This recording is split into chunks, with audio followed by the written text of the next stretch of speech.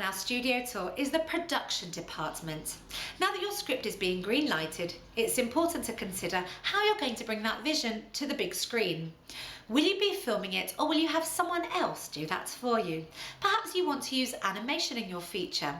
Let's look at some of the tools you can use. This is the bustling camera department. Not pretty enough to be a film star, not talented enough to be a director, you'd make a great cameraman.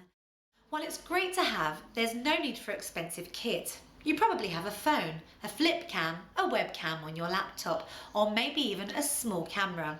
These can all be used to record the various parts of your feature. Here's some helpful tips to keep in mind when doing so. Make sure you can easily get the footage from the camera into an editor. We'll talk about your choice of editing software later. However, most cameras have cables and other accessories that allow you to connect them directly to your computer or laptop for an easy file transfer. Your camera may shoot in HD, but because it will likely have a much smaller lens than a professional camera kit, the distance from the camera to the subject will have an impact on the film quality. As a result, you'll want to keep your camera relatively close to the subject, so take this into account.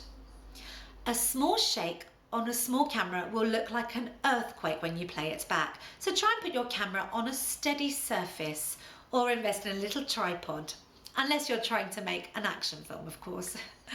The sound recording ability on a small camera and phone is generally not the best, and unlike visuals, it's very hard to clean up sound or remove background noise. To minimize any sound issues, try and find a quiet area to make your video, and again, keep the camera close to you.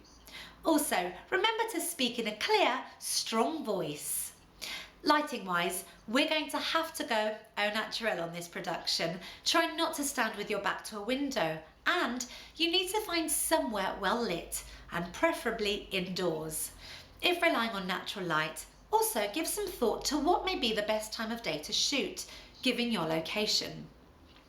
When filming, if you make a mistake, don't worry, just take a small breath, start from the last sensible point and carry on.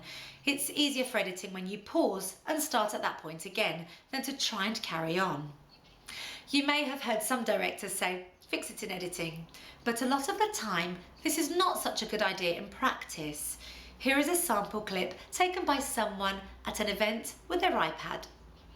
There's very little an editor can do to this footage to improve it, and this has already been smoothed and colour corrected, so you'll need to try and get your footage as good as possible before you edit. It's a good idea therefore to do a few small tests prior to getting started to make sure that everything is just right. Finally, like any presentation, you will want to look smart and presentable in your video as well. So in terms of clothes, we would recommend wearing them. Another option for your production that might be worth considering is animation.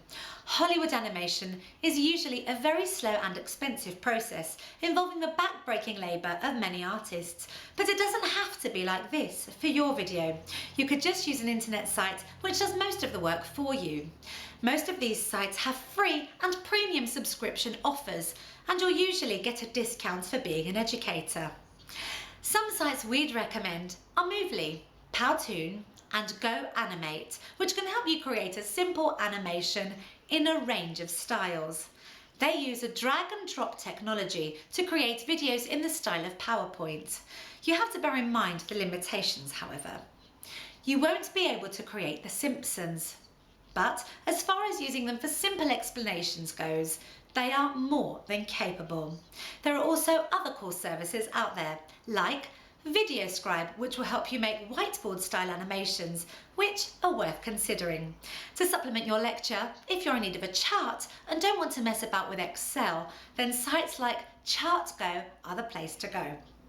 You can also try onlinecharttool.com and Infogram. There are plenty of other services, both free and paid, that can help you create other cool things like infographics to help get your point across. A simple web search is all it takes. We also shouldn't forget good old PowerPoint or Keynote. Both programs give you the ability to record narrations for a slide deck and offer various levels of animations and features to use. A great option if you're camera shy. Last but not least, you might need to record your screen to give a demo, particularly if you're talking about a specific subject or performing a software demonstration. For this, there are a number of free software suites that will let you record your screen in live time as you go about a task, and you can also add voiceovers to the mix.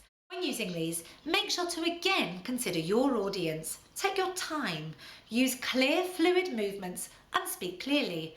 Oh, and remember to close your other programs and browsers. You know, the ones with those other sites you were looking at. You know the ones I mean. Now that we have all the different elements of your production, we can edit them together in an exciting feature.